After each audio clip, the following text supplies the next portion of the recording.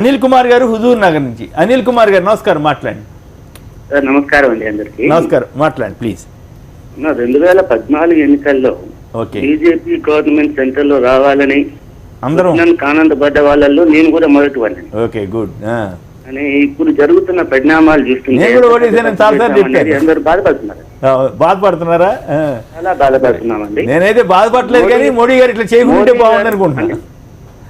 Okay, Modi గారు ఇట్లాంటి కామెంట్లు చేయడం అనేది ఎవరు కూడా ఎక్స్పెక్ట్ చేయలేము, జీర్ణించుకోలేమని.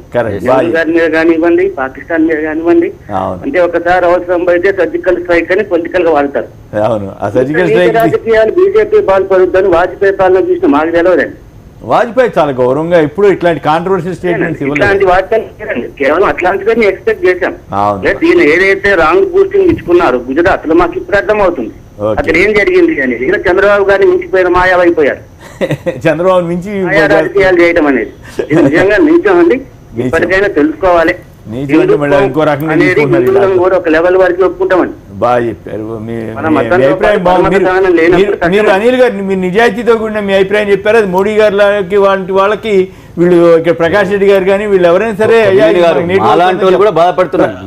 ప్రసాద్ రెడ్డి గారు మాలాంటి వాళ్ళు కూడా మోడీ ఏదో న్యాయం చాలా కరప్షన్ లేకుండా మంచి దేశం అయిద్దని అనుకున్నాం. ఈ విధంగా కామెంట్స్ మీరు గుజరాత్ లో అనిల్